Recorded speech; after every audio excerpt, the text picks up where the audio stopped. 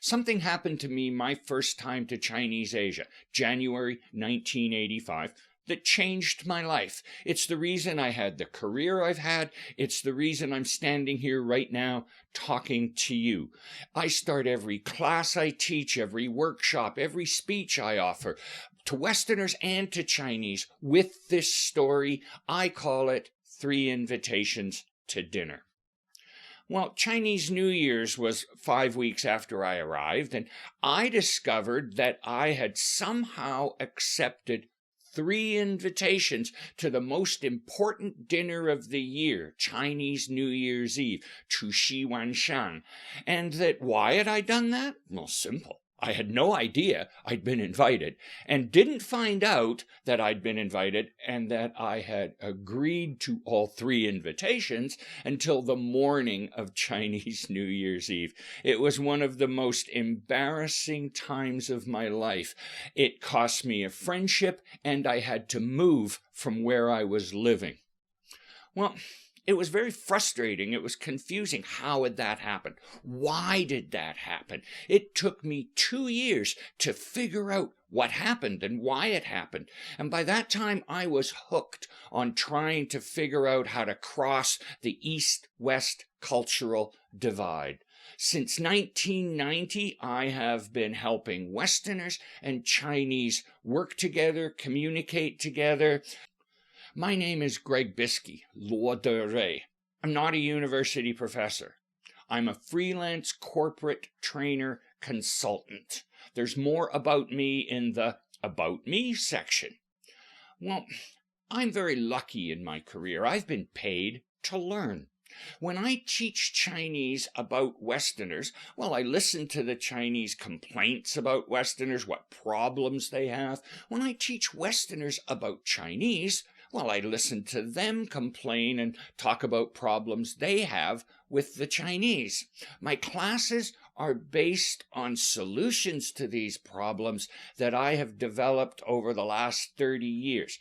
Plus, I have been teaching Chinese to think logically since 1987, and that I've learned a lot about Chinese thinking from that. Yes, my background is not academic, it's corporate, but I think that's a benefit for you. I have been teaching the exact same people that you hope to become. Instead of waiting until your 30s and 40s to gain this knowledge, you are going to graduate and start your career with the skills and knowledge that companies pay me good money to teach their staff. This has to help your career. Congratulations on attending a Western school. Gongxi gongxi ni. It shows that you're smart and that you work hard. Well, you know, I'm smart. I work hard, and I accepted 3 invitations to dinner. Being smart and working hard is not enough. Well, it's not just Chinese that make mistakes. Westerners make mistakes too. Me, I still make mistakes. My Chinese wife will often complain to me about my Chinese, not the grammar and pronunciation, though that could improve, but that how I use it. She says that I'm rude and impolite, chulu, and that what have I done? I am using Chinese words, but I'm still communicating like a Westerner. And that many Chinese think that the way Westerners communicate is impolite. We embarrass people in front of a group, for example. And that we don't intend to be impolite. We're just using language the way we were taught to use language. It's just different than the way you were taught to use language. People think that the key to cross-culture communication is language skills. And you know, language skills are important. Unless you have a suitable level of English grammar, pronunciation, vocabulary, you won't be able to communicate with Westerners in English. However, cross-culture communication is a 2-step process, not just a 1-step process. You need more than language skills. You need to know how Westerners use language. It's called their rules of communication. Chinese rules of communication, Western rules of communication, very different. Just one example. In the West, for questions, our rule is ask questions if you don't understand. And that we believe that the only stupid question is one you don't ask. However, in China, the rule is don't let people know you don't understand. In other words, don't ask questions, or don't ask questions openly. This causes huge problems because I'm a professor and I say to the class, are there any questions? And you have questions, but you don't want to raise your hand and say the question. Don't let people know you don't understand, so you don't ask. Well, what do I think? When no one asks a question, I think, great, they all understand, no one has a question. If you come to me now a month later and say, I haven't done the report because I didn't really understand it, I go, well, why didn't you ask a question when I described what I wanted in the report? And you go, you don't have an answer. This hurts you. There's lots of examples like this. It's the simple things that cause the biggest problems. For example, Chinese often use the simple phrase, I know, incorrectly, and that this can cause huge problems in developing a relationship. Most Chinese don't know that Westerners are frustrated with how Chinese use yes and no. Again, simple to fix. 3 invitations to dinner, another simple example. It's not that difficult to do, but you have to learn about it first. Western culture is based on disagreement. Well, one of the things it's based on is disagreement. Westerners don't mind disagreement.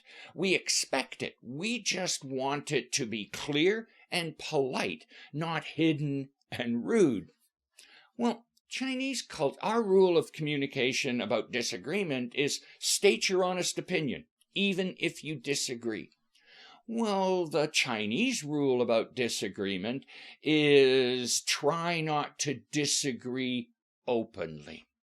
你们中国人不太喜欢反对. You Chinese don't really like open disagreement.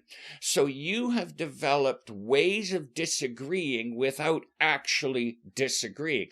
I call it to say no without saying no. And you know, this works Chinese to Chinese.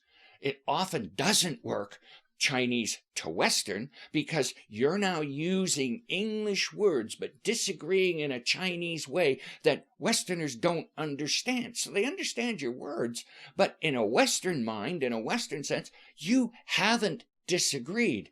Well, you think you've disagreed, and that often what happens is you walk away thinking you've communicated disagreement, and the Westerner walks away thinking, good, you agree. One of the examples in a lesson to come is called Smith and Chen, and that it's exactly about this. There's actually lots of examples of problems between Westerners and Chinese communication. Many of them are mistakes I have made that I have learned from. The course is divided into 4 modules or sections. The first is cross-culture, and I would say it's the most important. This is where you learn how to see things like communication, like disagreement, like building relationships. You get to see them like Westerners see them. I call it wearing Western glasses. Without this, you will have extreme difficulty communicating and enjoying your time in the West, succeeding in a class. And so cross-culture starts it off. The second is in the classroom.